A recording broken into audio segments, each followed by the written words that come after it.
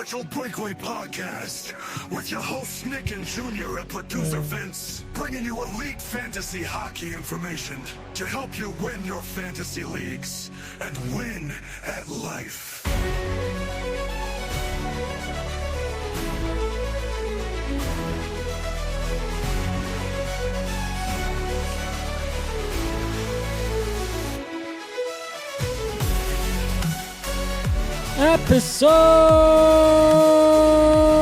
Episode 151 of the Partial Breakaway Fantasy Hockey Podcast. I'm co-host Junior, as usual, accompanied by co-host Nick and producer Vince. The NHL trade deadline has come and gone, and the trade deadline will come and gone. Has come and gone and was quite boring but entertaining and wild at the same time. So we're going to recap all of that today. But before we do that, I want to remind you all to follow us on our social medias, X, TikTok, Instagram at Partial Break Pod. Like and subscribe on YouTube and follow along on Apple Podcasts, Spotify, or any podcast platform out there. Guys, before I hand it over to Nick to add some extra stuff here on the intro, Did you pay attention to that Buffalo Tampa game tonight? It would be a very nice I was series. prepping for a podcast. Yeah. It was 3-0 Buffalo. Then it was 4-1 Buffalo. Then 6-4 Tampa. Then 7-5 Tampa. And then Buffalo won 8-7. Jeez. Absolutely wild stuff. Not Hagel as and wild as Dahlin the- almost fought. It was wild.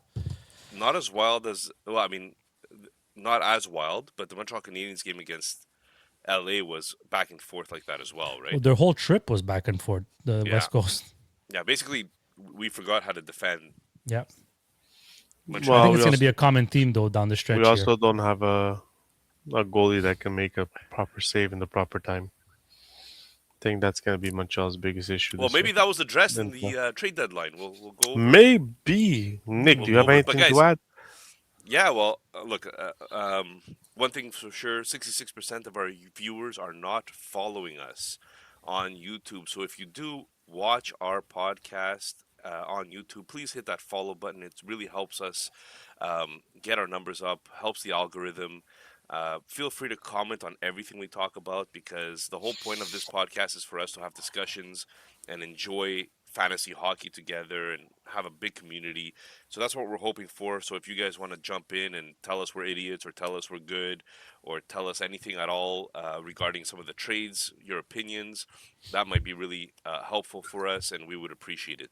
I'm also going to mention that this is a very, very stressful time if you're a general manager.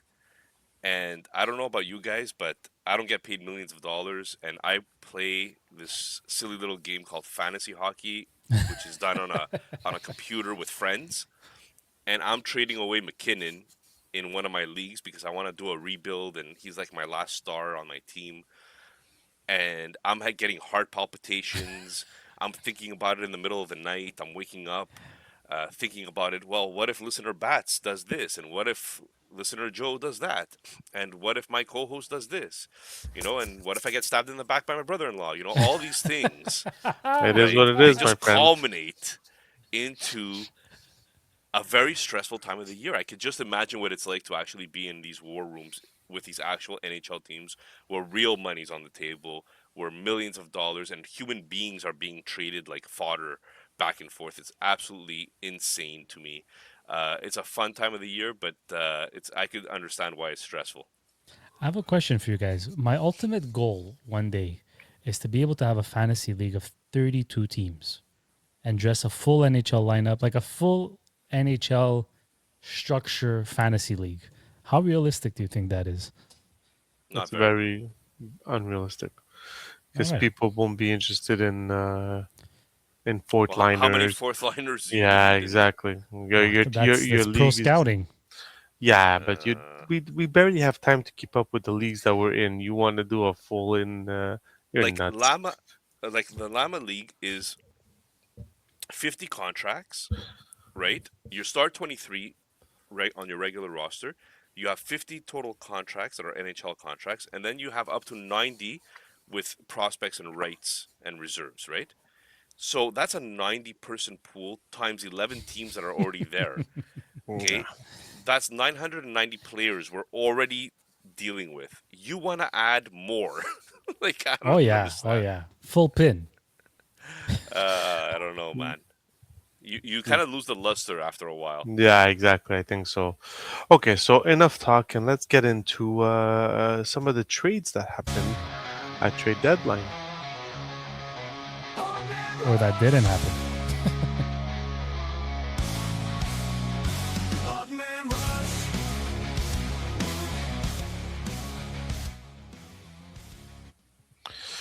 All right, ladies and gentlemen. So this is the Odd Man Rush, brought to you by Sportira, where we take notes and trends of NHL and turn them into 30-second takes, which will usually last 3 minutes. Once again, today will probably last even more because we're talking about some trades that happen at trade deadline. This segment is sponsored by Sportira.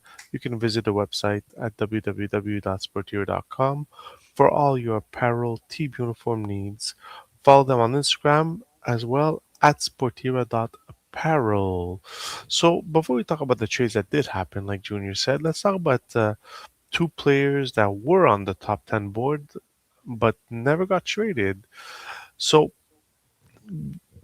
Blake what can Coleman. you. Yeah, Blake Coleman, exactly. What White can you Claw. guys tell me? Yeah, what can you guys tell me about Robert Thomas and Periaco? Periaco basically had a trade to Buffalo, and the story is that if he had a little bit more time to think about it, he might have gone, but it was just too hasty, so he declined and he used the power that he had in his no move clause and didn't move, which players are fully allowed to do, and any player that gets grief for that, I think, is just not right because GMs St. Louis blew the trade anyways by announcing what the trade was before even contacting Periaco to see if if they could get a bigger sell. So to me, he uses no trade clause. So Nick, I'm gonna start with you. Tell me about Robert Thomas. Was it seen that this is a trade that usually will be done at trade at draft day instead of trade deadline? And tell me about Periaco and the trade to Buffalo that could have been. Well, Pareko had a trade to Buffalo, and like you said, he had a no trade clause, and he basically vetoed the trade.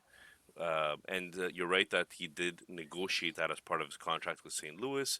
And most of the time, players take less money in in order to add that clause Mm, onto their contract, so that they can have some power of where they go and where their family gets relocated to. Unfortunately for Buffalo, because Buffalo was looking really good in that trade, I think that Pareko would have really added a huge element to their team. um, they still did a couple of things that we're going to get into, but Pareko would have been a big ad for Buffalo, and good for Buffalo for even going after it, right? Because mm, they located something. They're finally playing really good hockey. They look like they're making the playoffs, and they want to go all in. So I was really happy for Buffalo in that standpoint. Robert Thomas, excellent player. I think one of the great centers of the league. He runs into some injury trouble.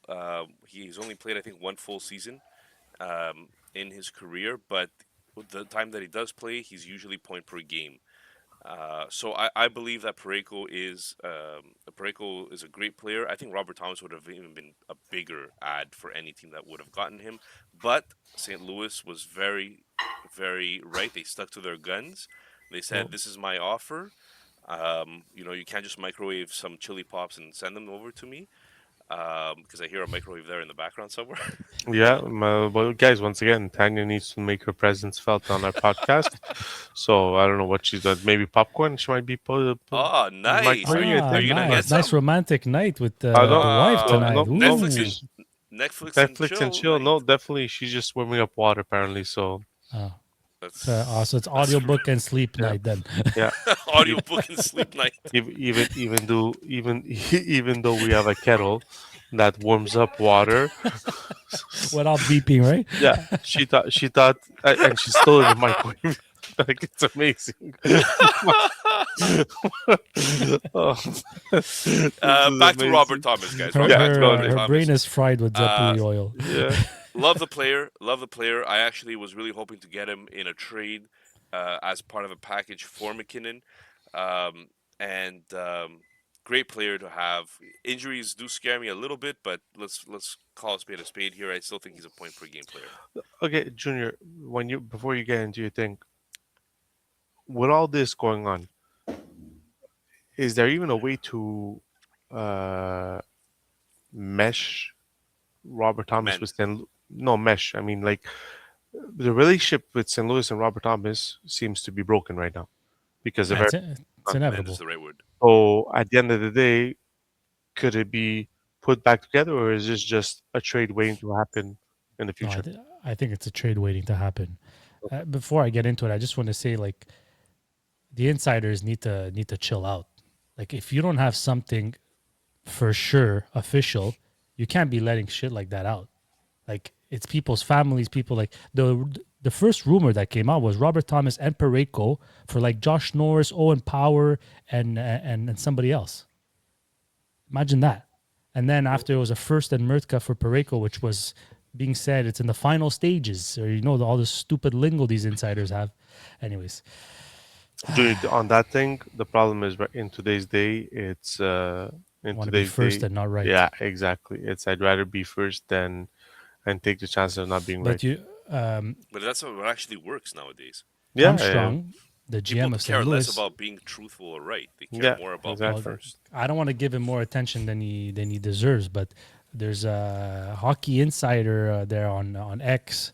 He's a clown. He's nothing. But he's got thousands and thousands of followers because people just want to hear what they just want to see what they think, right? If they're a Habs fan, they want to see that Montreal's about to get Kadri. They don't care who's saying it, just someone saying it. Mm. Anyways, whatever. I think he actually tweeted that Montreal got Kadri, Yeah, and then he because changed it. He changed the Montreal hashtag for Colorado right at the end. he heard that the Canadians circled back, and then so he's like, I got a 50-50 chance here. Let me say that they got traded and I'll be first. But anyways, or she, who knows? Yeah, sorry, I got carried away there. But Robert Thomas, it's inevitable. He's going to get traded. It's going to be an off-season move. And I think they did good to wait because there'll be probably more candidates. They probably get an even bigger return problem. So I think Cairo 2's time is done there. I think they're both going to be shipped out by draft day. And yeah, I really like what Buffalo did. Like we said in the chat when the Pareko rumor came out, they already had the best defense in the league. That would have really put them like hard to play against, like contenders. So talking about Buffalo, so this is the first. Well, this is the trade that went down with Buffalo. Buffalo acquired Logan Stanley and Luke Shen from the Winnipeg Jets for forward Isaac Rosen, defenseman Jacob Bryson, a second-round pick in 2027, and a conditional fourth-round pick in 2026. Now, fantasy-wise, like I think we all can agree, Logan Stanley and Luke Shen are not fantasy relevant ever. But Isaac Rosen, who the one they give away, how can he be fantasy relevant with Winnipeg, seeing that Winnipeg is looking for young players to step up? Junior? Yeah, I mean he's probably going to get more of an opportunity there than he would have with Buffalo because they're so stacked with young guys. I think he might be one of those like late bloomers. No one's really talking about him, but he has the opportunity or the potential to be one of the guys that breaks out a little later. That's He less was known, drafted. but breaks out a little later. Yeah. He was drafted 14th overall. Overall, he's 22. He's 6'6", weighs 185 pounds. In 2021, he was drafted 14th. 14th overall. Um, Yeah, in the never, AHL, he's got yeah, 43 points in 37 games. exactly. So never got a shot in the NHL, but in the AHL in 2022-2023, 37 points in 66 games as a rookie. The year after that, 50 points in 67, then 55 points in 61, and now he had 43 points in 37. So there is an improvement in the AHL for this Yeah, he's player. got a So nice progression year after mm, year. He's getting better and yeah. better. I'm So curious Nick, to see what it looks like in the NHL. so with St. Louis, with Winnipeg, do you see him get an opportunity in that top six? Um, I don't think that he's going to necessarily be a top six player, probably a middle six player. Could be productive. 5'10", born, he's 23 years old already. According to hockey prospecting, he has a 0% chance of being a star. Mm-hmm. That's lower than 1% chance of being a star.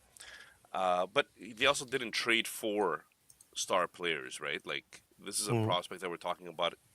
Could be an NHLer, could be a middle sixer, bottom sixer, even maybe. Same with Jacob Brisson. Jacob Brisson has a 4% chance of being a star. He's even older. He's 28 years old, so he's aged out of the model a long time ago. But hockey prospecting is not high on either of these players. Bottom, like a number seven defenseman, maybe, and a prospect that might be a middle six, bottom six prospect. Um, One thing I'll say is that so there's for me there's no hockey relevance here. There's no fantasy relevance here with any of these two prospects. Um, he was drafted really high, and sometimes that carries some weight. But it was the COVID year, so there wasn't a lot of info to go by, right? Mm-hmm. People were already there was a lot of let's say mistakes that happened during the COVID year because the analytics weren't as much, the games were not there. So I mean, you can't fault Buffalo for that. Okay, so let's switch off to another team in the East who's fighting for a playoff spot as well. The New York Islanders, uh, I think got some really good depth with this trade. So New York Islanders acquired Braden Shen from the St. Louis Blues for a first round pick and a third round pick in 2026. Forward Jonathan Drouin and goalie Marcus Gildoff. Nick, I'm gonna start with you. Obviously, Drouin, I think, is just a cap dump. So, how do you look at this trade when it comes to the Islanders? And do you think the Blues got a good return for Braden Shen? Something they couldn't get last year. Yeah, so Braden Chen, I mean, is a good player. I think the problem with Chen is that he's a little bit older, to the point where he can't really keep up anymore with the play to be a top sixer necessarily. But he has a lot of intangibles, a lot of leadership qualities, a lot of could still be kind of productive, but you're not really talking about somebody that's a world beater. So for me, to give up a first round pick, I know they have some prospects, but that cupboard could really use a lot more prospects, in my opinion. Mm-hmm. So to give up a first round pick kind of stings.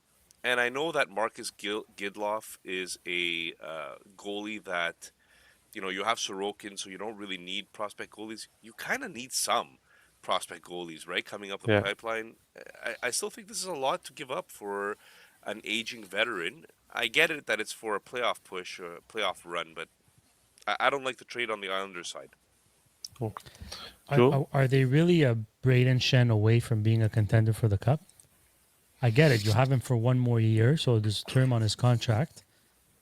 But like, I don't know, like if you would have told me they were going after Robert Thomas, or actually those rumors they were going after Jordan Carew, like I can understand something like that. That's what they need. They need youth, offensive scoring potential. Because right now, I mean, you already went to get Palat. The latter days of his career are around the corner. Now you went to go get Shen. You have Lead who's about to retire. Like Holmstrom is, you play him up and down your lineup. You got Heineman who's playing with Horvat and Barzal. Like you're still missing that key clutch goal scorer, youth like young goal scorer. And I find the assets they spent on Shen could have been served elsewhere, maybe in the offseason. Like The we're talking one, about a 45 to 50 point pace guy, right? yeah, yeah. Like fantasy wise, I don't think. But the problem is not the problem. The thing is, this year in the East is wide open. I mean, Florida is not making it. Toronto's not making it. Rangers are not making it. Washington's not making it. I mean, the one solid team that makes it constantly is Tampa Bay right now.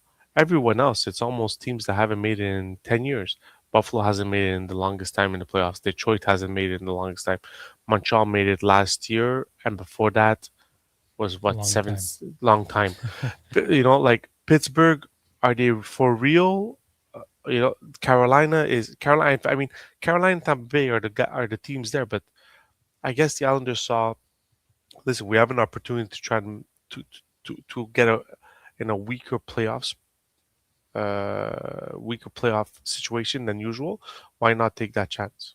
So, but like Nick, I find first round picks are. Listen, it's not as bad as giving up a first round pick for Lawton, but we'll get there when we get there. I think Toronto fans have suffered enough this trade deadline. All Yeah, right. but you touched on a very important point. Because it's wide open, don't you think a team like whoever was involved with Robert Thomas just overpay? Like now's the time to overpay. You have a chance to make a deep run because other than Tampa and Carolina, it's anybody's game. Yeah, but we don't know what the price was. If you're overpaying Right. by taking if you're overpaying by taking two players that are in your lineup, Yeah, then no, that's it. you understand. So like that's the situation. So we'll see. Next, the Detroit Red Wings, who were in a lot of players that were on that list, finally settled for Justin Falk from the St. Louis Blues, who got again a first round pick, a third round pick in the 2026 NHL draft. Just defenseman Justin Hall and unsigned forward prospect Dmitry Buchlinkov. So now this is St. Louis second first round pick in 2026 and second third round pick in 2026 that they got into a trade. Now, Junior, Justin Falk, like I know it's very weird to say, but he is fantasy relevant. If you're dressing 4 to 6 defensemen, I think he's in the top 25 in points for defensemen in fantasy. So does he suffer now that he's going to Detroit? Does that suffer? Yeah. Yeah, because he was the go-to guy in St. Louis. He was getting almost 46% of the power play time, so he was on and off power play one. He was logging 22 minutes a game. Now he's going to Detroit, where he's likely going to be second pair. They have Maurice Sider, who's on power play one. He's definitely not going to take Sider's spot. And if Sider is not working out, they have Sandin Pelika that's there. They have Edvinson that's there. He might get a shot on power play two, but again, that power play two looks like Andrew Kopp, Casper, Nygaard. I mean, they're not going to get much time. Let's be honest. So yeah, if you had Justin Falk and he was with St. Louis, he was relevant, but making his way to Detroit a little lower in the depth chart, unfortunately, won't be as productive fantasy wise. But I think it's a great pickup for Detroit. It really solidifies their back end. Nick, anything to add? Yeah, I'm not so sure. I feel like he's going to a better team. Yeah, I Hmm. understand he's not going to have as many opportunities, but sometimes just going to a better team is a big plus, right? Um, and yeah, he's not Moritz Sider necessarily, but he can push down Sandin Pelika in the lineup Oh, and really, he's definitely I gonna think push he down. They has. they yeah, said that they got him so that Sandin Pelika has less pressure on him. that's what I I, mean, right? So if he takes on secondary puck moving, secondary power play, he could still be pretty productive on that team because they do have more scoring than St. Louis does, right? Yeah, So exactly. just as depends how many minutes he's going to play, obviously, but we'll see. I think whatever fantasy relevance he had in St. Louis, I think he keeps it here pretty much, which is still Okay. lower in the totem pole for fantasy defensemen, Mm-hmm. but still serviceable, let's say, Okay. they played New in Jersey deep Devils leagues. tonight, and they won 3-0. Sandin Pelika was not on the roster. No. Oh, there you go. They they won 3-0. Was Can Gibson you in tell me it? what how many Gibson minutes shutout. how Gibson many shot. uh Oh, how many minutes did Falk play? Because I think that's going to be telling. Hold on. So it looks like Gibson played 2 periods and Talbot played 1 period. So I don't know if Gibson got hurt. We'll have to look probably. into that. Nick, what was your question? How many minutes did Falk play? Justin Falk, how many minutes did he play? Justin Falk played. Sorry about that. Over here. Box score. Okay, so Justin Falk played 19 minutes and a Okay, half. it's not bad. So he's about three For minutes number less four than what. defenseman Yeah, type exactly. minutes. He was actually second most utilized on the team after Edvinson. Oh, there you go. Okay, No, so third, because I didn't see Cider play 25 that's it. minutes. So second pair minutes basically, Yeah. Yeah, which is still pretty relevant. It's pretty yeah. good. Before we move So, on, Vince. Before we move on, no, Dmitry Bukletnikov. Buklinkov. Wow, did you just say it Did you right just and say a Nick got it name wrong? That's before right. you were saying Pareko like he was All from right. planet Yeah, exactly. from another planet? But you got this one good. So, anyways, that guy can be a little bit fantasy relevant. So just keep an eye out on him. If like a speculative ad in really really really deep pools, he's an unsigned forward, but he plays in the KHL. He's actually a pretty decent player if he signs in North America. So just wanted to mention that. Okay. And sticking with Detroit, they also got Perron back for a fourth. I mean, Perron signed with Ottawa. He struggled. He couldn't find his niche. He had a few good years in Detroit. I mean, this is just a depth move, right? I mean, he's not breaking the top six on that team right now. No, agreed. Okay. Yeah, not much to So add there. Just nice to see him go back to Detroit. yeah. This one, Pittsburgh Penguins acquire the giant Elmer Soderblom from the Detroit Red Wings for a third round pick in 2026. Now, Soderblom, if I'm not mistaken, is like 6'9", He's 6'8". um, 6'8". He was drafted in the sixth round. Uh, his numbers in the HL weren't bad last year. 17 points in 38 games. This year with Detroit, he got 39 games, 3 goals. Pittsburgh picked him up. Do you think he can have a bit of a resurgence in his career, just like Chinnikov did with Pittsburgh, or is this just like Nick would say, it's a dart throw and hoping that something clicks in Pittsburgh? Nick?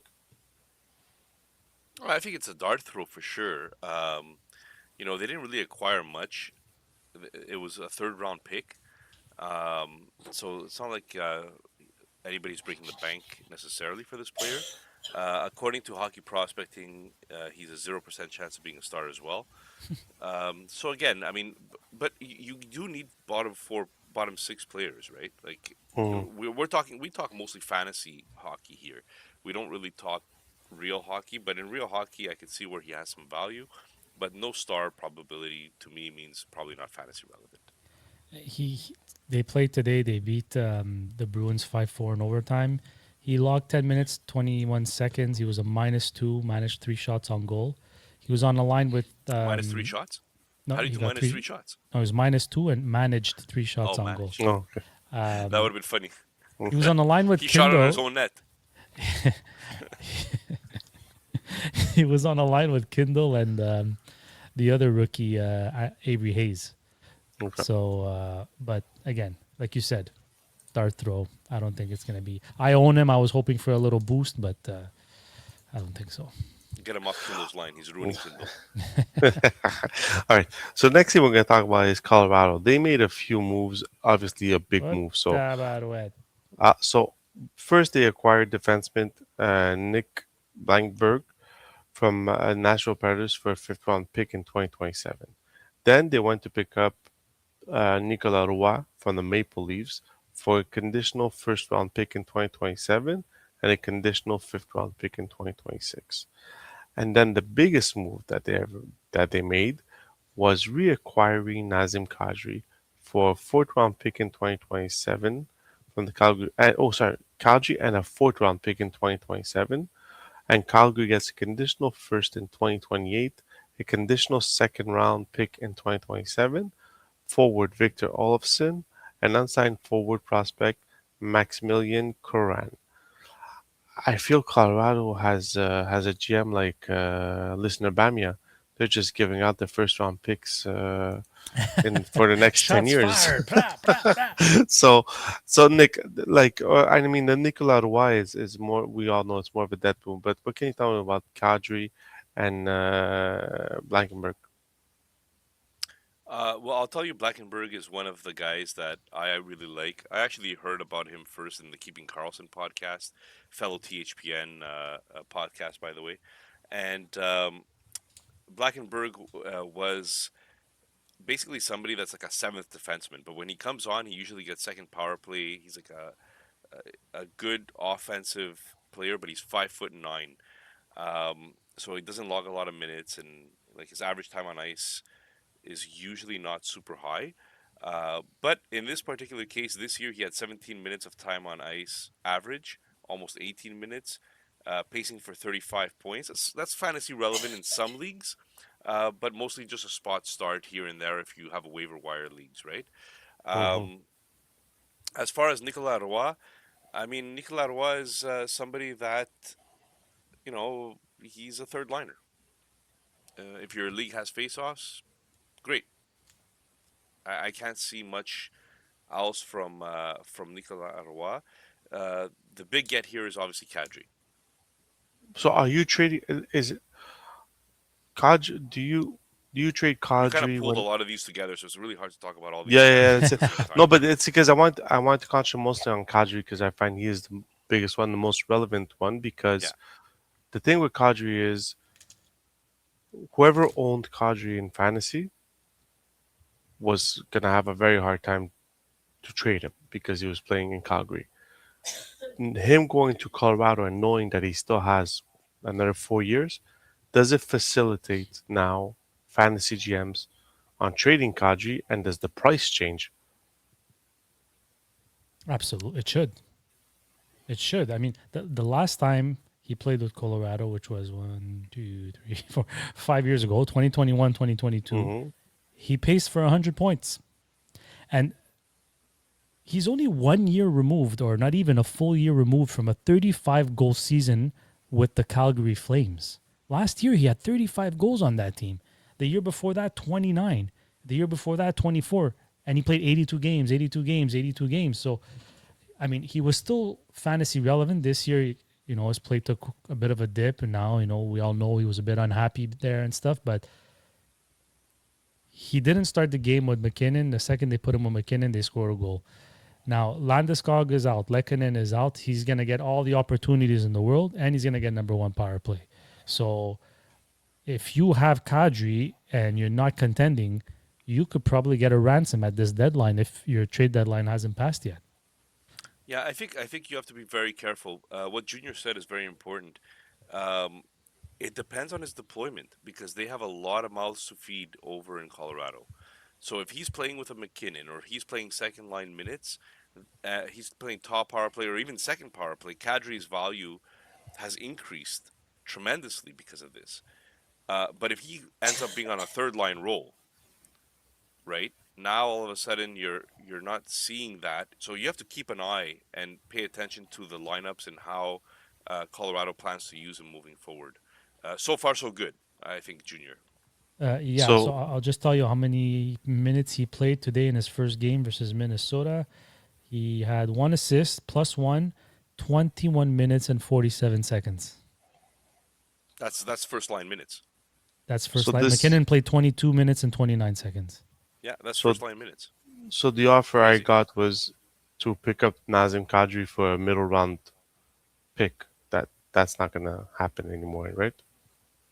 No. So before the trade deadline, listener Jamie said I might be trying to unload Kadri for a middle round guy, a middle round draft pick. I said You no you might because still be I. able to do it. You think so? For a Yeah, middle round because guy, I I don't Offer mean, it know. before this we publish this episode. yeah, offer Imagine. offer tonight. Yeah, off.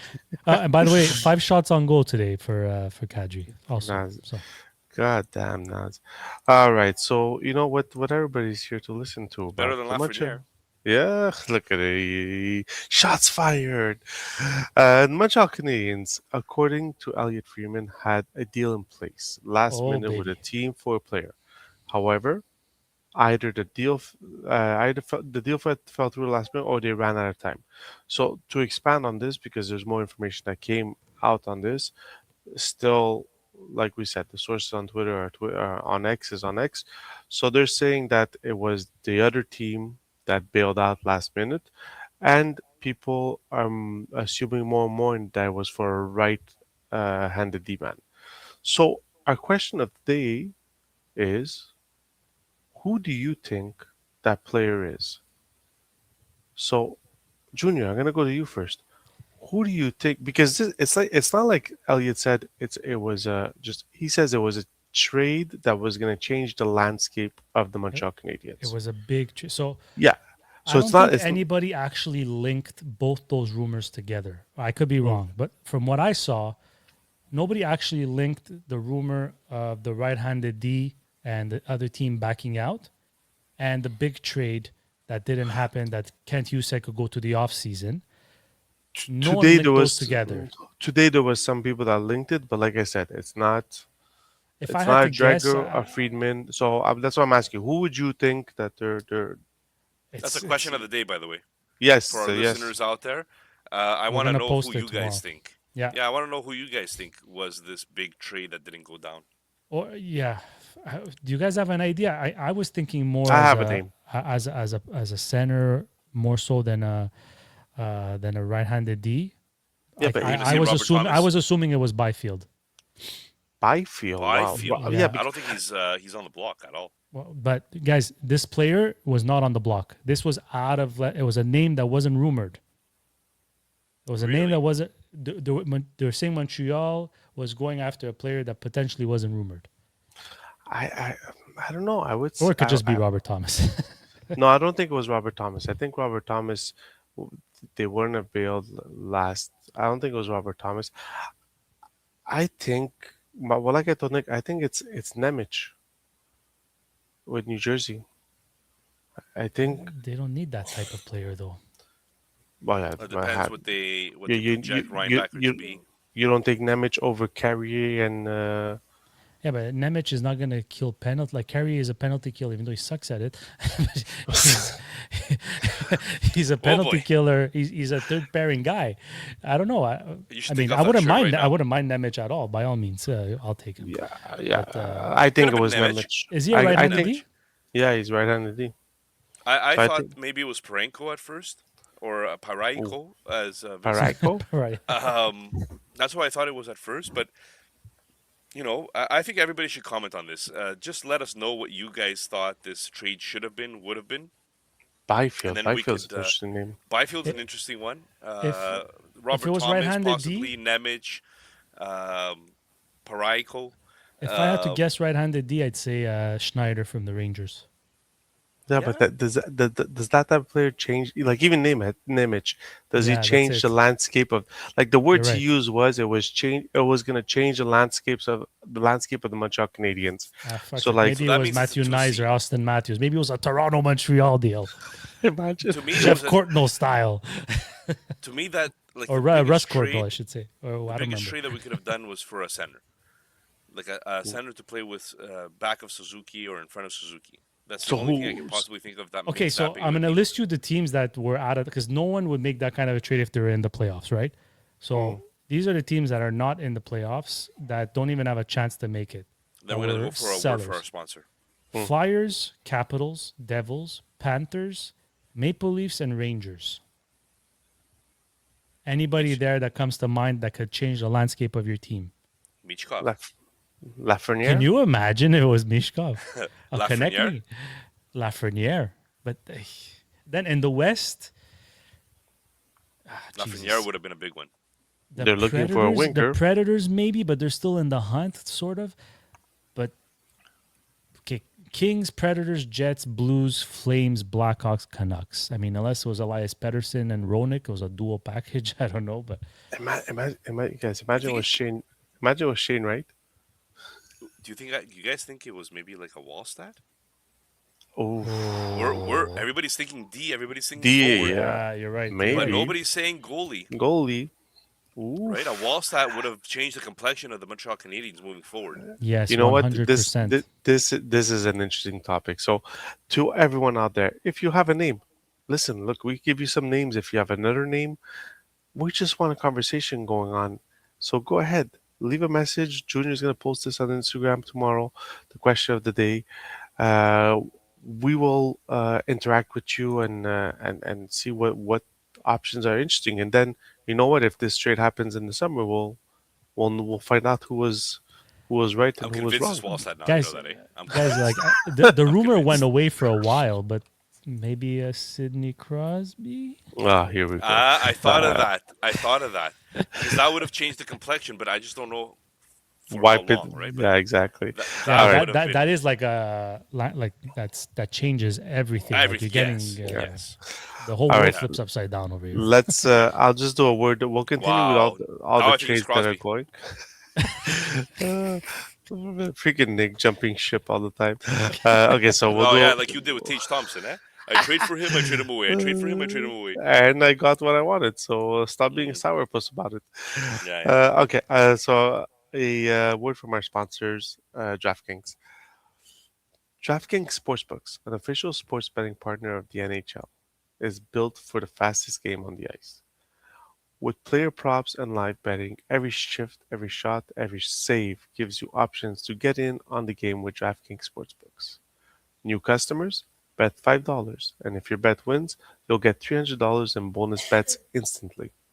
Download the DraftKings Sportsbook app and use code THPN. That's code THPN to turn $5 into $300 in bonus bets if your bet wins.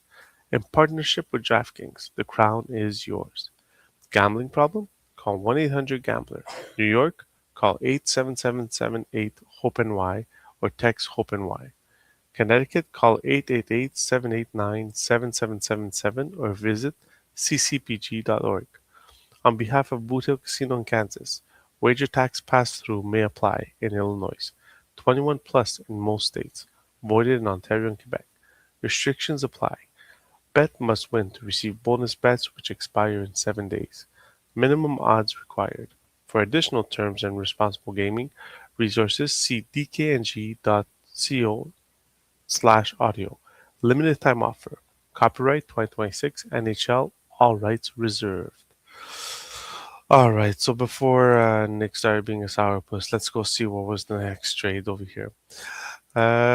So Utah Mammoths, they were big, they were in big on Robert Thomas, but apparently the price tag was way too high for them. So they settled to acquire defenseman Mackenzie Weegar from the Calgary Flames for defenseman Oli Mata, forward Jonathan Castagne, and three second round picks in 2026. Um, I mean, is Utah's defense almost as close as Buffalo's defense, or are they still missing a few pieces? Nick? Well, I mean, what I was gonna say here is that I don't know if you guys noticed, but the defense in the West was just one team was upgrading, then the other team was upgrading, then the other team was upgrading. Like Dallas upgraded their D, Utah had to go upgrade their D, Colorado upgraded theirs. Like it was just back and forth, like loading up for the playoffs. Mm-hmm. And those three teams are going to be very interesting to watch. Um, when I take a look at the Utah Mammoth defense now with Uyghur in there, you have Dursey already, who's a good middle of the pack offensive guy, right? Sergachev, right? Am I getting that right? Yeah, Yeah, Sergachev, Yeah, the, yeah, the John, he's John just injured Marino. right now, so he doesn't yeah. appear on That's right. their. So Sergachev, Uyghur, Nate Schmid. That's three guys right there. I think that are legitimate top four defenders in the league. You add a Dursey, you add a Marino, you add a few other guys that could really Ian do Cole. something. I think, yeah, I mean, I think this is a team that upgraded. Now, is it enough? I'm not convinced. I'm not convinced that this is enough. But guys, this took Uyghur out of the purgatory that was the Calgary Flames Mhm. and brought him back to fantasy relevance, and that's all we care about for fantasy podcast. I think that Mackenzie Weegar, even if he's only on the second power play, even if he's just a top four defenseman on that team, all of a sudden has fantasy relevance again. I even tried to pick him up in Project Llama, but unfortunately, listener Merms actually had him already. Listener Jamie already had him already. So yeah, I think this brings him back to fantasy relevance. I don't know, Junior. Yeah, I think it's something definitely to keep an eye on. I mean, the way Utah right now has their power play set up, they kind of have two good units. Like the second unit is Cooley, Paterka, Kraus, Carcone, and Uyghur. So I mean, if they split the time there, I mean, Uyghur can definitely produce. Now, when Sergachev comes back, does he take Dursey's spot and Dursey goes to PP2, or what's happening here? What did I miss? Vince, Except for my kids to pick up. is that your kid's drink? Is that your kid's sippy cup? You just took a I drink can't and get sip. up to go get water. It was the closest thing there. I was parched. What's your problem? If you weren't gonna make a Ladies big and scene out gentlemen, of this it, is a no one was serious gonna know. podcast. If we do not get views on YouTube, I will be severely disappointed after this one. I'll just Go want to ahead, add Junior. something about Jonathan Castagna that on 32 Thoughts, the podcast, Elliot Friedman had said, like, prior to the deadline, someone randomly mentioned this player to him and said, just keep an eye out for him. He's a third round pick, 70th overall, but like a lot of people are starting to think that he might make a niche for himself in the NHL. And then lo and behold, he was part of a package here. So maybe it's someone to stash in deeper leagues if you can. Jonathan Castagna from Cornell University. He currently has 32 points in 29 games. Oh. All right. Next. Oh, go Nick. According to Hockey Prospecting, only 1% chance of being a star. Um, but he's only 21 years old, so something to look at for Castagna. So to Chestnut. the yeah, just to the second, I think biggest trade, the trade deadline, or happened the morning of or the night before. The It was Anaheim what, like 1 Ducks. a.m. Yeah, the Anaheim Ducks acquired defenseman John Carlson from the Washington Capitals for a conditional first round pick in the 2026 NHL draft and a third round pick in 2027.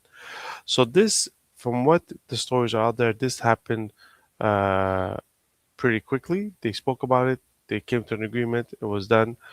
Um, we've been saying it on this podcast that the biggest thing is that uh, Anaheim needs some stability back there, uh, offensive, because Lacombe was struggling for a bit. Zellweger, Minchkov weren't there. Truba and Gudis, they're your physical guys. But I feel now they got not only offensive but a very well-rounded defensive defenseman also in John Carlson. How does this pan out for them in the West, Nick? Yeah, I mean, John Carlson's an absolute star. 30, like I traded him away. I think it was in LPHL a couple of years ago, 3 years ago now.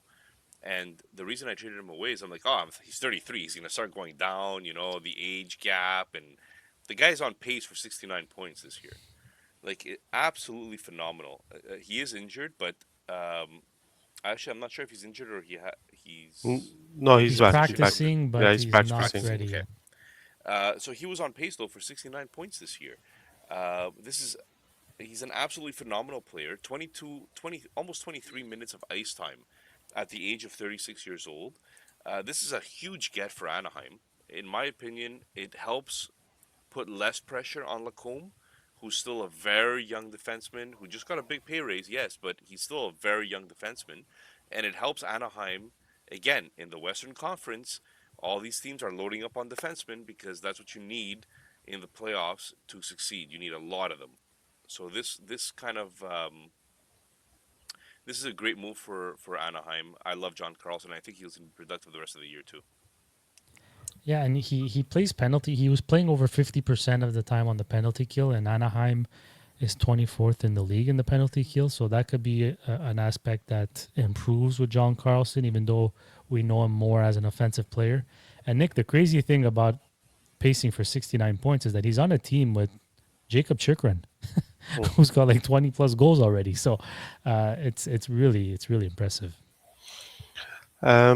We should Then mention, now that you said that, this solidifies Chikrin, which we already kind of knew it was coming, but this solidifies Chikrin as the number one defenseman to own in Washington, and probably going to be a top 10 D for a long time in fantasy circles.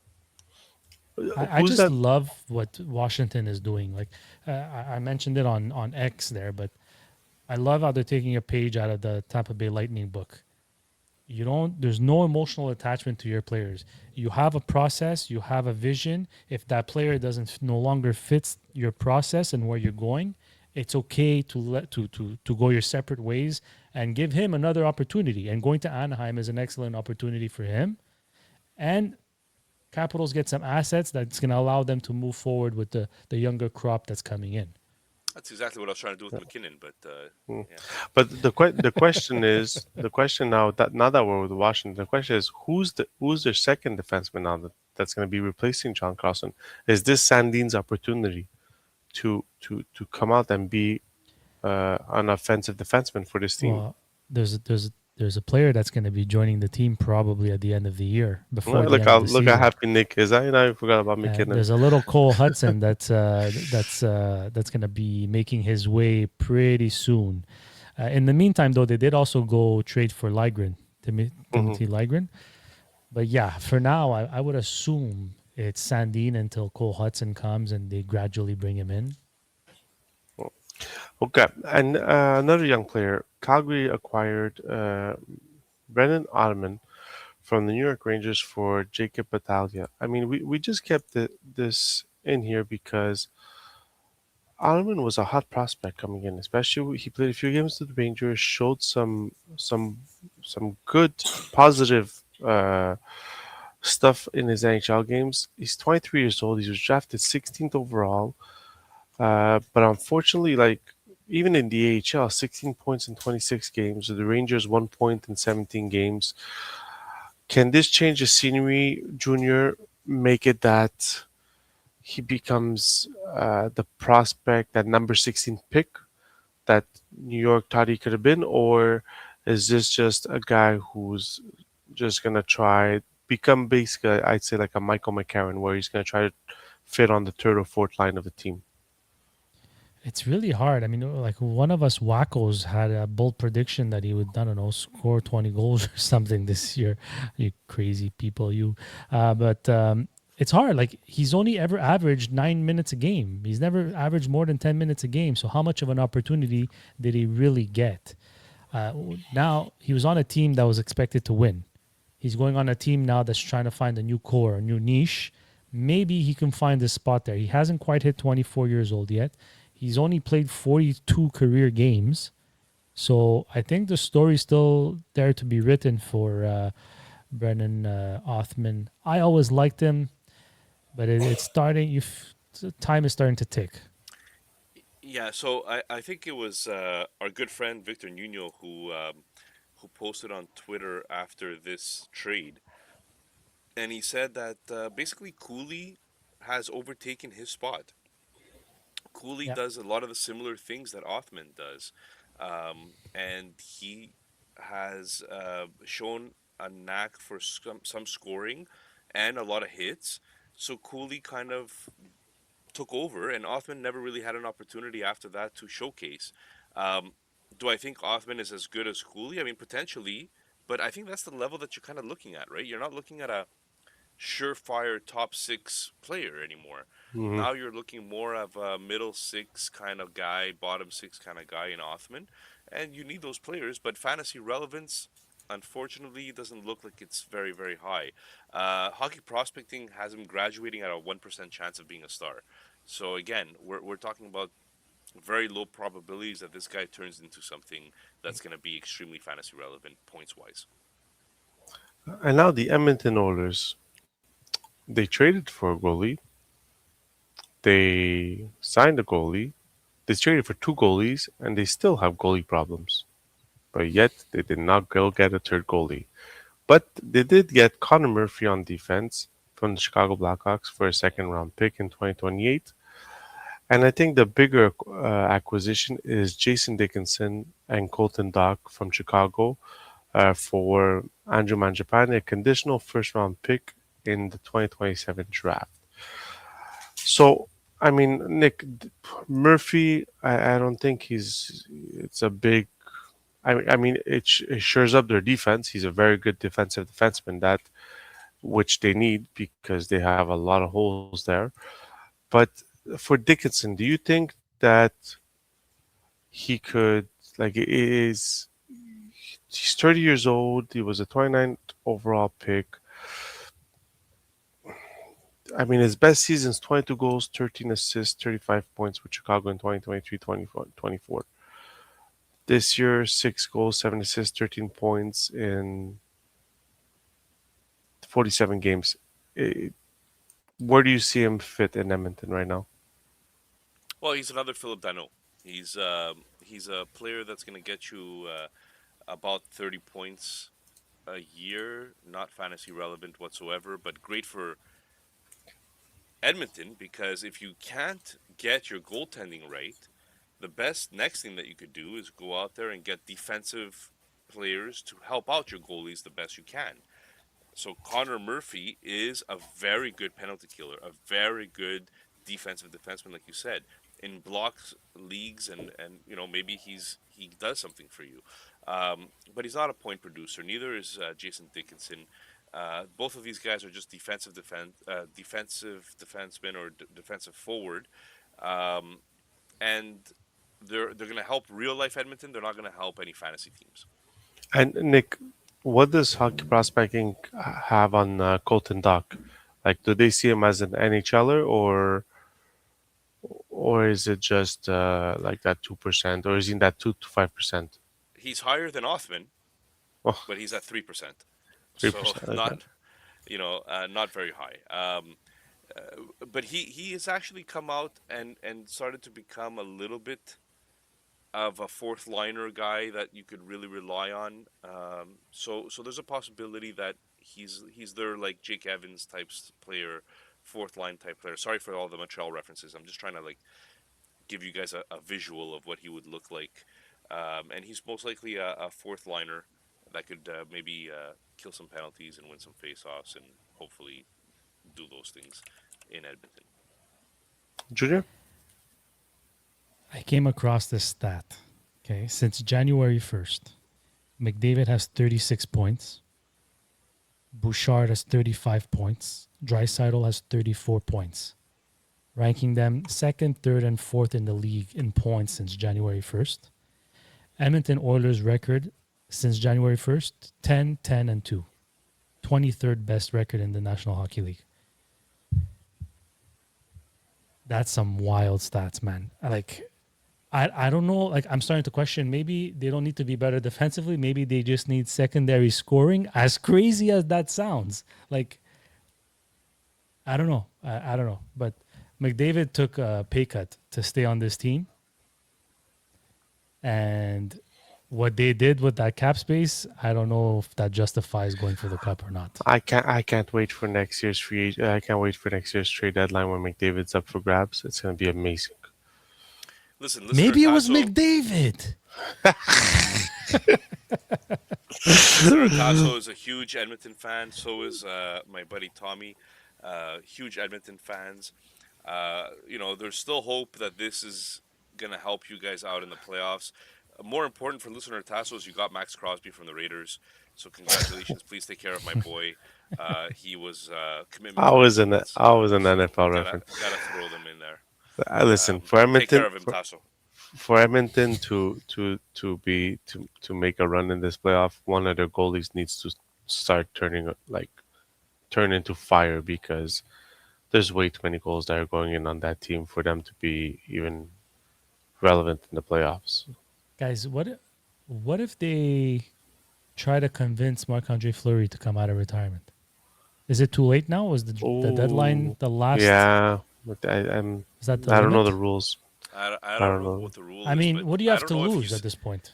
I don't know if he's NHL ready. Like to Yeah, like be a guy.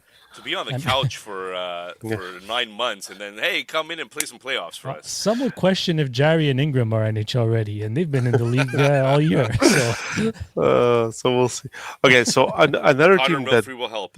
yeah, another team that made their splash during the season by acquiring Quinn Hughes, the Minnesota Wild. They acquired Michael McCarron for a second round pick in Nashville, and then they also acquired Bobby Brink from Philadelphia for defenseman David Jiricek.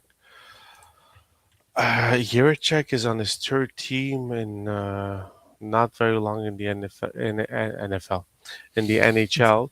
Nick, Uh, Nick screwed you up. yeah, exactly. Bobby Brink is bottom six forward. What do we think about these trades? Are we looking? Uh, David Yurchek, I mean, we from Columbus. He says he was too good to be in the AHL, and then got traded, and then never established. Like, is he gonna be ahead of Drysdale in Philly? Is he gonna get a shot to be that number one, number two defenseman? As of right Joe? now, he's starting in the minors. He's playing with the Phantoms. And in his first game, he like tripped over his feet.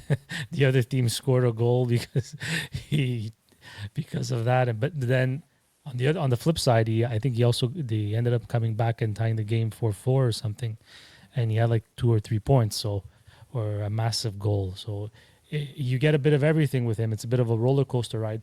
The problem with him was his injuries. He was never able to sustain a full season because he kept getting hurt, and I think that hurt his draft stock as well. So we'll see. I mean, I would ease him in. I would just make him play. I think he just needs to play. The talent is there. Hopefully, he can develop enough to be.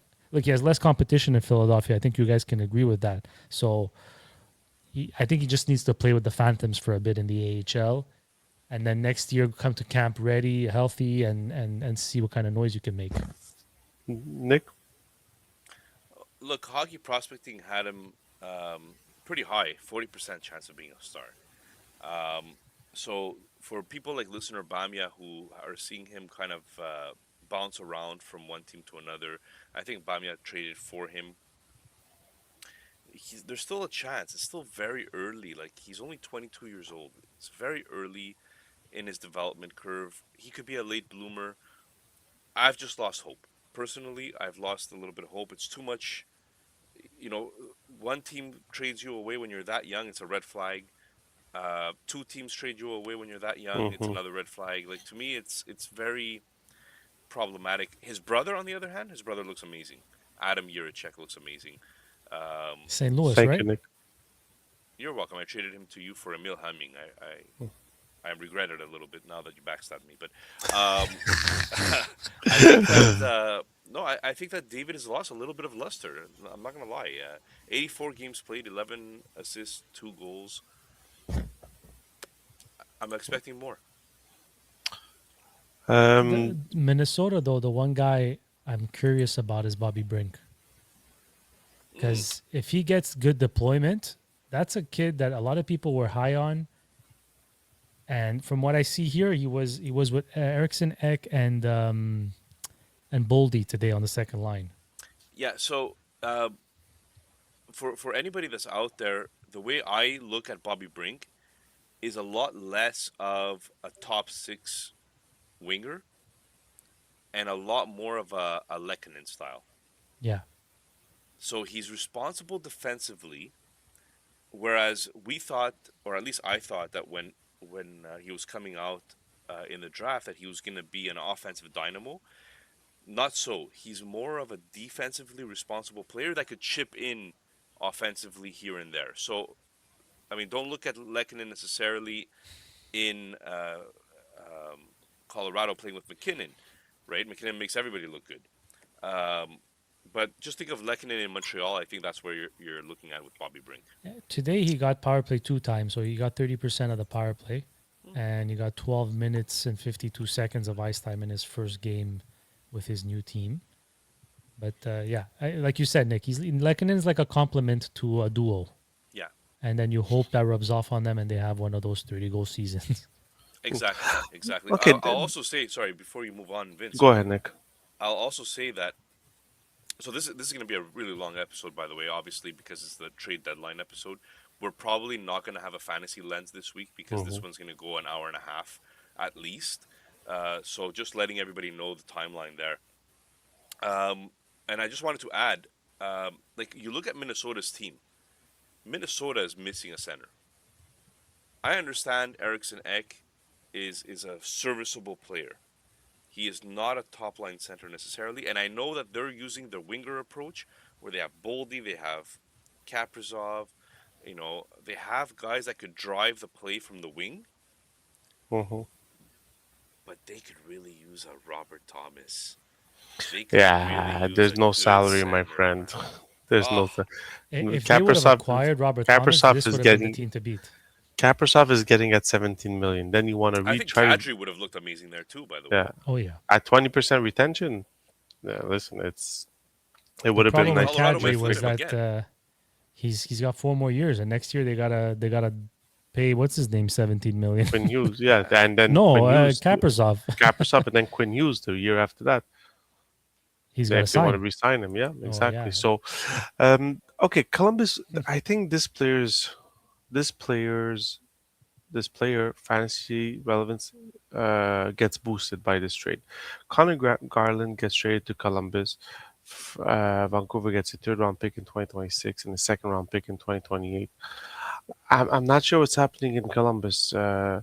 Voronkov seems like he disappeared from the NHL. Ken Johnson has been playing peekaboo with his fantasy owners for the past 4 years. So, Nick Connor Garland, it can like he was getting big minutes with Vancouver already, a smaller guy, but do you see him in the top six of Columbus? Absolutely, Mm, absolutely in the top six. I mean, if you look at this team just got a lot deeper with Connor Garland in it, and I understand that Fantilli is the big name. Sean Monahan is a great 2C for them right now. Marchenko is a big scorer. Mason Marchman is a big body that complements the Fantilli and Marchenko line. Garland just does a little bit of everything. He's one of those players that's feisty around the puck. He's not a big player. He's 5'10", but he skates really well. He's always in the thick of things, and he's a 50 point. I would say 49 to 50 point player when he was in Vancouver. Not this year. This year he wasn't doing very well, but nobody in Vancouver was doing well. I think this brings new life to Garland.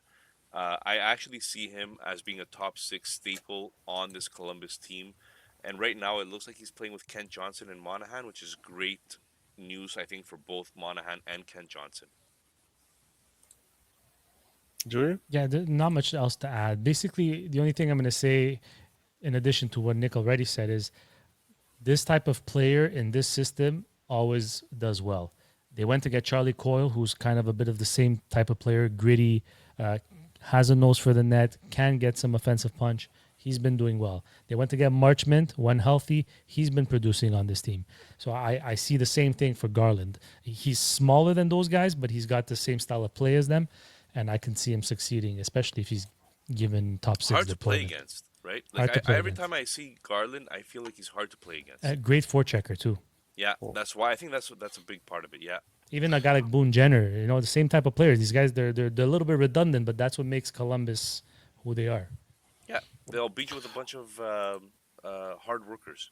Yeah. The one rule, the one man rule we go by is never return to your ex. Well, this player, he returned to his ex. Multiple Corey times. Perry. Corey Perry goes back to Tampa Bay. Um, I mean, 2 goals in 2 games. Power play one. Junior is. Can he be a good? If your lineup is deep in your fantasy league, can he be a guy that you pick up from waivers to You help you in the playoff run?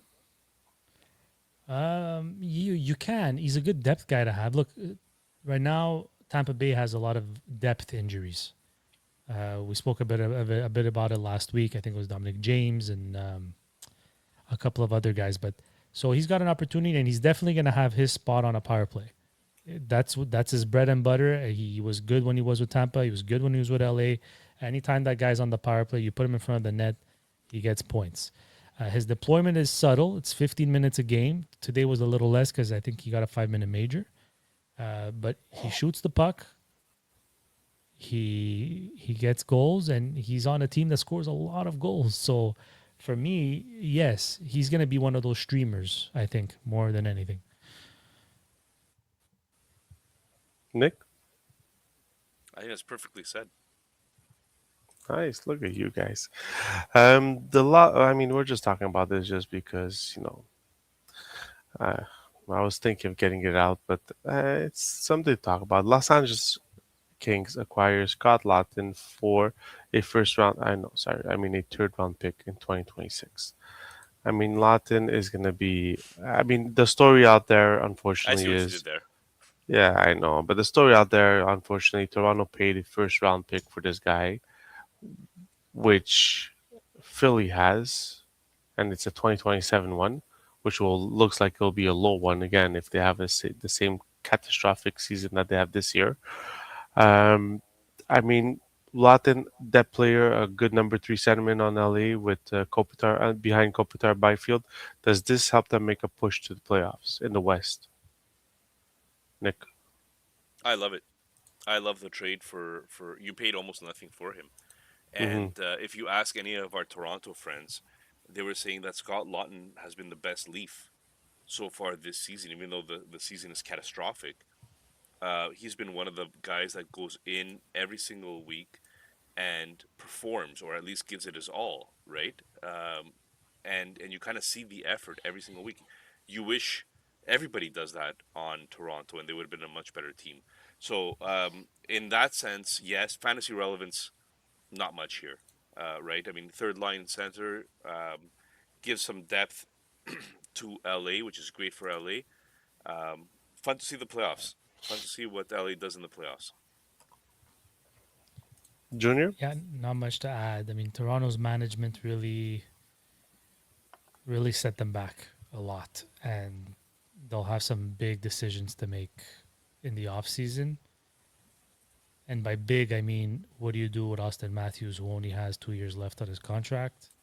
Are you do you plan on keeping him or not? I think that's a decision they have to make in the off season, and then move forward from there. Don't The longer you let it drag, if they start off slow again and you bring that into the new season, just decide: are you going for it, or are you starting from scratch? And do you want this GM to be the guy who starts from scratch? I doubt it. But Oof. yeah, look, even LA guys, LA, they're not written to be in the playoffs. Like they're right now they're 3 points away from the second wild card spot. San Jose's ahead of them with 66 points. And they have 64. So it's going to be tight, but it was weird because LA seemed to be one of those I'm buying and I'm selling, like a little bit in between, Mm. you know? Well, So, I think the Fiala injury really set them back because Yeah. they were full buyers until Fiala got injured. Once yeah. Well, Fiala got injured, yeah. it was like, okay, well, we just got Artemi Panarin. Uh, we lost Fiala, so Scott Lawton is not going to replace Fiala, Mm. Right. right? But at least you got something. You got a warm body and somebody that could play good minutes for you But the good news for for a third. Toronto, the good news for Toronto Maple Leaf fans, the St. Louis Blues are beating the Anaheim Ducks 3-0 right now. If this score holds, you will only be 6 points away from the fifth worst record in the NHL, which means you get to keep your first round pick. Maybe So, there's still a lottery though. They could be bumped out of the top five wow, in the if they lottery. hey, Oh, can listen, you if imagine? if That they would go be holy if crap. if they go with well, that's what listener Dan predicted in the thing that they get into that fifth pick and then get pushed out, No, that would be brutal. That, That's brutal. if and there was and ever then something that added salt to the wound, that yeah, would be it. Like and then you have the oil, TSN, vinegar.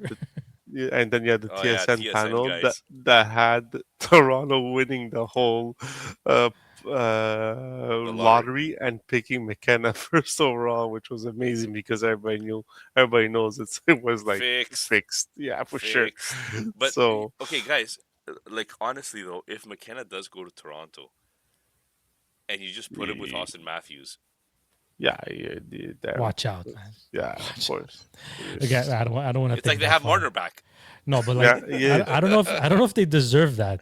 You know, they had such a Deserve ridiculous has nothing to core. do with it, my friend. It's I all know, Mm, about the I know. luck of the draw. exactly. Okay, so listen. Surprisingly, this team did something. A team that was full of, we say it always, second line, third line, fourth line players, the Seattle Kraken. They went out and they went to get Bobby McCann. Now, Bobby McCann is no Austin Matthews, but he still played top 6 minutes. I think scored between 20 and 30 goals in his career. Nick, can he help boost the offensive? struggles in Seattle? Well, McCann is one of McMahon, the. McMahon. Yeah, okay, McMahon, what that's what is I it? said. What's it? Yeah, he's McCann is McMahon, but already they with also have Seattle. McCann. Oh, McMahon. Sorry, McMahon. Yes, they have McCann. Yes, sorry, McMahon. Sorry. I can see Oh, the it's gonna. confusion, I think there's a joke somewhere in there, right? Because that makes a lot of Oof. sense. All the Pedersons in Vancouver, all the McCanns, McMahons in Imagine being the Seattle. play-by-play. McMahon. I mean McCann. I mean. See, McCann was already on Seattle, and he is a Yes, 30-goal exactly. scorer in There the you past. go. He's actually scored And 40 he's once. and McMahon is a 20 goal scorer. There you go. Correct. And he's Yes. one away from that as we As this we year so speak far. this year. Yeah. So McMahon, I think, is one that a lot of Toronto Maple Leafs fans were really hoping that they would get a first for. They ended up getting a first for Nick Roy, just because I think position is very important, and a center outweighs a winger that could pot in 20 goals, right? So McMahon turning 30 by the end of the season, he is gonna be going to a Seattle team where there's a lot of other players that score the same amount of goals that he does. 20, a bunch of 20 goal scorers. Hmm. So Seattle basically just proved everybody that they like this type of player. 20 goal scorers, 40 points. It's the exact move we would have suspected a Seattle team to do. Like it's go That's the get. same guy. You It's know that meme with the Spider-Mans all pointing at each other? That's the Seattle Kraken. All guys. middle six players. Who's Jordan Eberle? Middle Oh, he six. signed an extension, by the way. Yeah, he 2 year signed an Hey, extension. extension. Yeah. I don't know. Shane I Wright. Well, Shane Wright. Listen, they're putting Shane Wright's name out there to see if there's any bites where they can get something in return for him. I'm guessing they're not He doesn't very look like happy a with top him. line player. Yeah, I listen, think I was the guy who said he was going to be their number one center in front of Berniers, but it's not like Berniers is doing any better either. So, No, but him and uh, Chandler Stevenson and basically the same player. mm, Shane Wright, yeah, Beniers, Chandler Stevenson. Tolvanen, Kako, it's all the same. I yeah, think what they did with McMahon is they seem to have maybe rushed Berkeley Catton a little too Yeah, soon. He I doesn't seem agree. to be ready, and I think this is just a move to maybe I don't know if they're going to send him down or just keep him around, but alleviate a bit off Catton. yeah. All right. So, I mean, that's a basic review of the most important trades. I mean, we There did it. were I think others. there were other trades, but I think we did it in less time than the TSN or Sportsnet panel, and we made it a little more fun than it was waiting 8 hours just sitting there waiting for a trade to appear. So, just to some hockey news that we might have missed because of the trade deadline. Uh, Malkin got suspended 5 games for slashing Darlene in the head, almost Brashear style. Um, Darlene was fine. He played today. Almost got into a scrap with Hagel. How much of a loss is Malkin for the next 5 games for Pittsburgh? I mean, it doesn't seem like they're missing a beat. I think they won the last 2 games that he wasn't there. Junior? Was this the first game, or they played 2 games without him? No, I think they played before that, if I'm not mistaken. Let me see. Well, they played today, which they won. And if I'm not mistaken, I think they played yesterday and they lost in shootouts to the Flyers. So one overtime Okay, loss and one three win. points in 2 games And without him. yeah, They play 3 games next week: Carolina, Vegas, and Utah. So might not be as friendly next week. Bon That- chance. They're gonna miss him, I think, and that's all on the road too. So definitely gonna be a big hit. But like they have Raquel playing center, so I don't know for those of you who have waiver pickups, maybe Raquel could be a good option. Landeskog out week to week. Lekanen out week to week. But I mean, with the Kadri addition, uh, does that kind of push these injuries aside, Nick, for Colorado? Yeah, exactly. I think Kadri is. They're all different players, right? In the end of the day, but I think Kadri being in the top line right now is mostly because all these other guys are injured. Um, Hmm. but even if they come back, I mean, you could kind of interchange all these guys, so it doesn't make much of a Uh, difference. Hints since the Olympic break has not been out or been in and out of the lineup. He's been out at least a couple of weeks. I mean, we don't go a season without seeing hints on the injury list or the IR list. Like, uh, Is he starting to be that player where we want to try to avoid drafting high because he's so injury prone? Joe? I don't think he gets drafted high enough to say don't draft him, like pass him, Hmm. like you know, fade him, I guess. But so no, but I mean, what I like now is this gives Duchesne, who's been on an absolute tear the last like 3 weeks, Hmm. even more of a boost because there's no Rantanen and there's no Hints. So this could be a good opportunity for those who own Duchesne and are trying to offload him to get something in return, where it might have looked a little bit more bleak to start the season. Finally, Gothenburg is out day today, but I mean Carolina is kind of walking away in that division D. So I mean, even if he's out day today, he'll be back for the important games in the playoffs. I don't think it's a big loss, and it just gives Nikishin a bit more of a push on that line and on that defensive line. Two players that have to get reevaluated. Both their situations did not look good. Both gold medalists. Nick, I'm going to ask you to talk about Larkin, who's out and has to be reevaluated. If this is a serious injury, how devastating is it for Detroit? So again, Victor Nuno on Twitter came out and was asked to do a little bit of an assessment because you know that Victor Nuno is actually in medicine as well, and said that it's a little bit scary, like an MCL type injury like this. Like he's projecting that it could be an MCL type injury like this. But I think recent reports are stating that it's not as bad as they first thought. Mm-hmm. So might be something that he comes back in time for the playoffs, and it's not going to be a big deal. But Detroit still has to make it there, right? So Yeah. for now, Andrew Kopp is going to get some added play time. We'll They're see. saying it could be something like what Crosby has. So listen, we'll see. But hopefully, for Detroit's sakes, hopefully it's not serious and that he can come back. They've been on a really good run now, so If there was one player on that team that could not get injured, it's it lucky. was him because that's Or where they Luke, lack the oh yeah. most depth, at Yeah. Mm. center. So Hey, Marco Casper, here's your opportunity, my friend. yeah, Start stepping up. exactly. Junior, Jake Sanderson in defense for the Ottawa Senators. Also, him last night did not look good. Being reevaluated, nothing has come out yet of what his injury is. Um,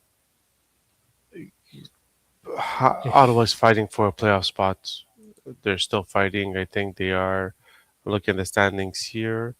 5 points behind. Uh, they are 5 points behind Boston, but they have a game less. So let's say if they win that game, they're 3 points. Can they make a serious push to the wild card position without Jake Sanderson? I don't think so.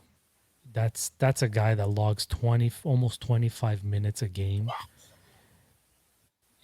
61% on the power play, 61 shorthanded. He plays in all situations, and you're gonna take him out, and then you're back to Shabbat being your number one. So Shabbat, Zub, Jensen, Clevin, Spence. I think they're missing a bit of depth back there in order to survive without him. So yeah, if this is we said Larkin is the one guy they couldn't afford to lose. Jake Sanderson is the one guy Ottawa Senators are gonna have a they're gonna struggle without for sure. Hopefully, it's not for Oh, an extended period of time. final question for the Odd Man Rush. Nick, who's your winner, if there is, and loser in this draft? In Trade this or draft, draft? sorry, in this trade deadline. Who's your winner and who's the team that you think benefited most with the trades they made, and who are the ones that you thought were going to do a little more and did absolutely nothing? Well, I mean, I'll keep it close to home in this case. I think that Montreal is a winner, believe it or not, in the sense that they didn't overpay to get a player that's a rental. And I don't think it was time necessarily. Yes, they are a playoff team. Guys, don't forget, at the beginning of this season, we had said that this team is going to be a battle for them to even make the playoffs. And they seem to have proved us wrong. they are in a playoff spot regardless of how difficult it was going to be for them to get there this year. Um, let the young kids keep developing. Let them have ice time. Don't bring in a veteran like a Shen, a Braden Shen, for example, to play on the second line and take Kapanen out of the lineup or move him down a few spots. Like, let the young kids develop, see what you have, and then go from there. It also gives an opportunity for guys like Dobish to really establish themselves in the league now, right? Because they didn't go out to get that other goalie. Maybe it was Wallstad. Um, Maybe Fowler comes up for the playoffs, right? Like, I'm just saying that there's opportunity here for the young guys to show one more year what they have, and then next year maybe you go and start bringing in some of these guys to help you for the playoffs. Like, the window's just cracking open for the Habs. Um, I don't think it was time to go all in, Hmm. but there's going to be plenty of that opportunity in the next few years, which is very exciting. And your loser? I mean, any team that was trying to sell, I find that it was kind of a buyer's market out there. There wasn't a lot of teams that were willing to trade a lot, and like, it's too bad that Pareko didn't get traded. It would have been Mm. nice to see St. Louis get more, even more draft capital coming in, and maybe they'll do it at the draft. But like teams like Calgary, like get more youth in the lineup. It wasn't enough, I find, what they got. So I don't know. I find the seller teams were a little bit outnumbered by the buyers, or there was a little bit more sellers than there were buyers this time of the year. Junior? For me, the loser was Carolina. In like, I know they're sitting pretty there, first in their division, first in the East. If there was a time to spend some assets to make sure you absolutely get out of the East and you don't get too comfortable, like they could have spent what the Islanders spent on Braden Shen and brought in a Braden Shen to go up and down as a 2 or 3C on that team, add some grit. I think he would have fit that team nicely. I think the fact that they didn't do anything to address that, I think it's going to cost them. So for me, they're the losers of That's a good point. To the the trade 2C deadline. spot there, right? Yeah. Mm. And stuff, KK. And the I winners, don't think he's playing. just to be, yeah, I'm going to go with Anaheim.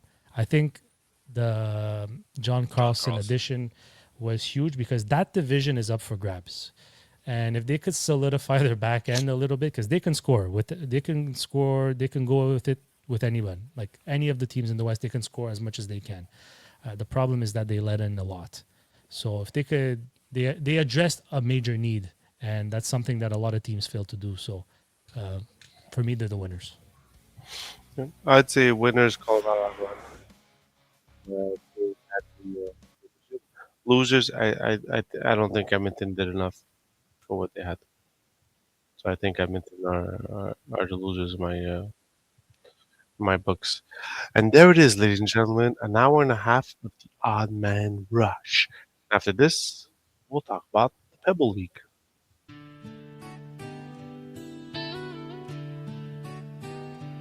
PBL League, that Nick affectionately calls Pebble, but no one else likes it. Partial breakaway listener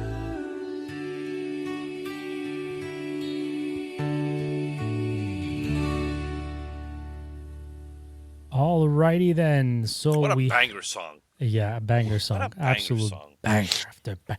We had a pretty heated race for first place this week, for this period, I should say. Bonos is currently in first with 198 points. Vito P just behind with 192. And Listener Rook in third with 190. There's still some games going on, but based off their lineups, I think Bonos will probably carry over as the winner this week. We'll take a quick look at his team before we move on to what's coming this week. So he had Macklin Celebrini, as probably did 99% of the teams in this league. Tage Thompson, wow, that was a ridiculous week. Cutter Gauthier, Brandon Hagel, Nikita Kucherov, Martin Necas, Lane Hudson, Matthew Schaefer, and Scott Wedgwood. Okay, let's just do this. So, wow, this is insane. You know how we say like having multiple players at 20 plus fantasy points on your team, like 4 players is good on a week in a week. He had Celebrini at 23, Tage Thompson 26, Cutter Gauthier 23, Kucherov 25, Nature's 31, and his goalie 25. Like he absolutely killed it. You know what? I should have done my homework and checked what the best possible team was this weekend, if how close someone came to it. But so yeah, congratulations to Bo Knows 7 for pretty much winning this week. It's going to be confirmed in the next couple of hours, but we won't be on air to do so, to confirm it. In terms of the overall rankings, Vito P remains in first place. He's got about a 20-point lead. Actually, if I go to standings here, I can probably see it better, but it doesn't matter. Bo Knows has actually climbed to second place in the total standings, and Listener Bats is in third. Boys, as for us, we've got some work to do. I'm in 12th. We're dead in the water, my friend. There's no work 100 to be done. We're dead in the water. and 200 points behind. I'm also in 16th. Hades and Poseidon. I have to say credit to Nick because his teams for the longest time were in the bottom 5 and bottom 10 to start the season. Correct me if I'm wrong, Nick. And he's climbed his way to top 20 with both teams. I started from the bottom. Now I'm still here. And now, like Vince is saying, we're out in the gutter. You know, we're out on it. But I will remind everybody, there's 6 weeks left in this pool. Week by week, inch by inch, point by point. Do not give up. You never know how it's going to turn out. But you might have to alter your strategy a little bit going forward. We mentioned it last week. So if you want to be a little bit different, go see what Vito P has been doing the last couple of weeks. Has he been having the same players? Does he take Celebrini every week, regardless of his matchups? Who does he pick and choose to fill up his roster? Maybe that's where you could be a little bit different and see if you can get someone better and try to edge him out that way. You can do the same for Bo Knows and Listener Bats number 2. So let's go on, Vince. Junior, yes, I just want to answer your question. So the best lineup you could have put up last week, this week that just ended, is as your centermans, Nathan McKinnon and Mark Scheifele. As your left wingers, Forsberg and Jack Hughes, or even Pavel Zacha would have worked. Right wingers, Necas, Tage Thompson. Kucherov was number 3, so not even Kucherov.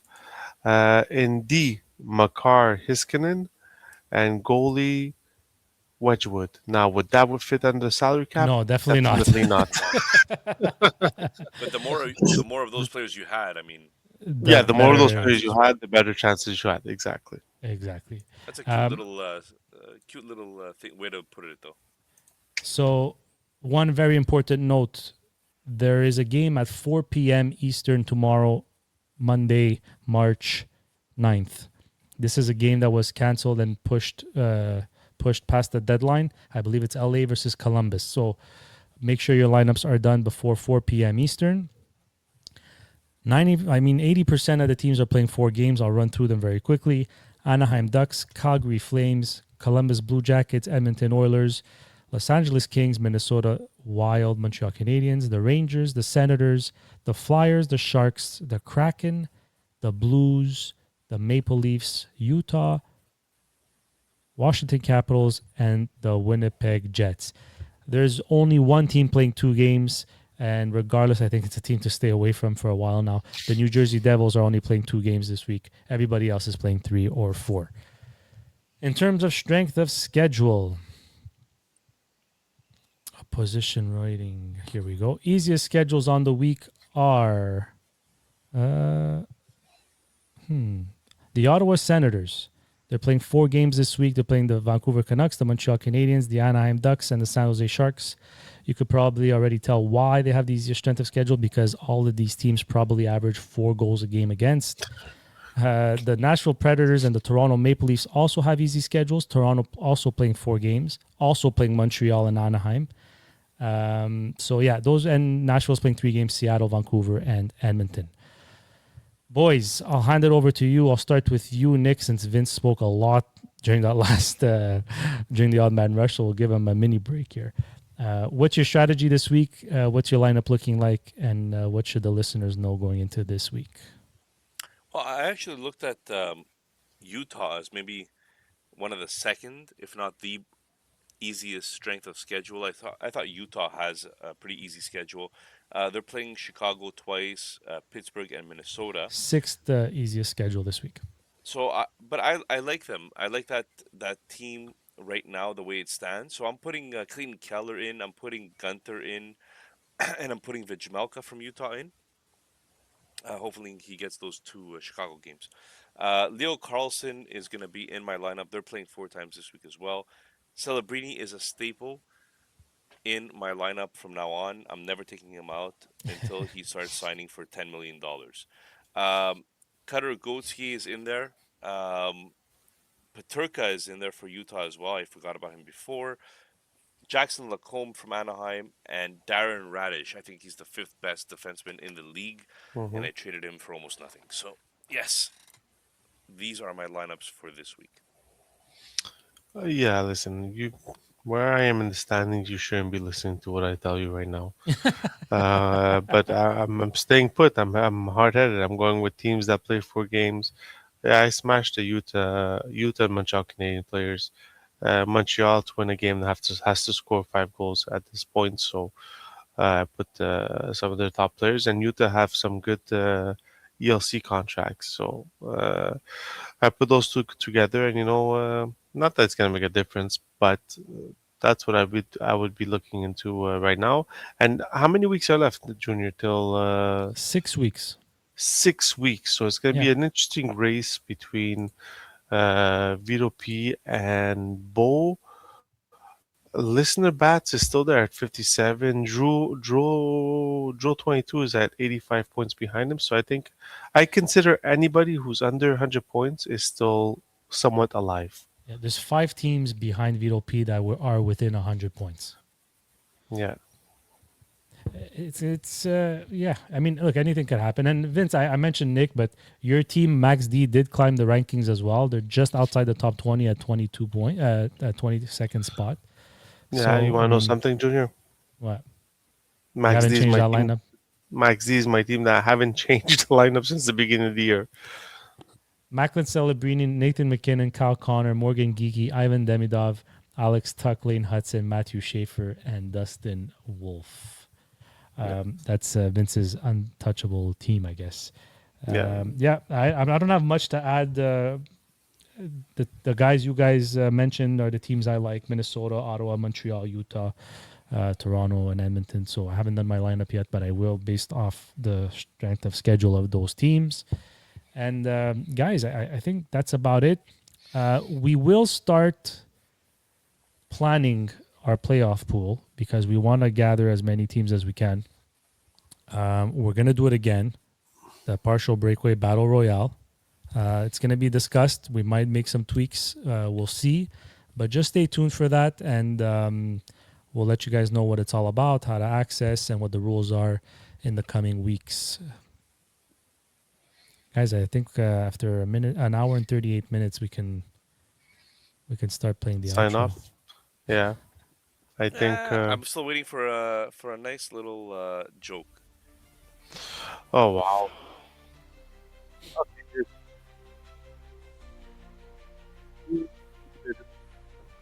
Oh, we can't hear you, Oh, Vince. yeah, we don't hear you. I'm gonna stop the music because when I stop the music, I could hear him. Do Okay. your joke and then I'll start the music again. Okay. So, what is bitter? And wait, what is it? What is Did bitter? Tanya go to sleep? Yeah, she was. Oh, dirty! Oh. Um, what is bitter and walks on 2 legs? Come on, how's that not Tanya? It's Nick Sakaropoulos because he says I backstabbed him. Is that the actual joke or? I didn't have one, so I just made one up on the spot, That's fucking horrible. We went an hour and 39 minutes without swearing. Yeah. Well, nobody And the listens to bitter end bitter anyways. joke got to Nick. Old man yelling at clouds, supposedly, right? Guys, Oh, this man. will be the only time you hear from us this week. We will take the Fantasy Lens episode off for this week. There's some changes happening with the network. So we're going to pass and we're going to get back to you next week with the main episode published next Monday. Well, after an hour and 40 minutes today, I think you got your PBB. You got your dose of you partial got your breakaway dose of podcast. us. Have an excellent week, everybody. All right, peeps. And Have a good good luck. night.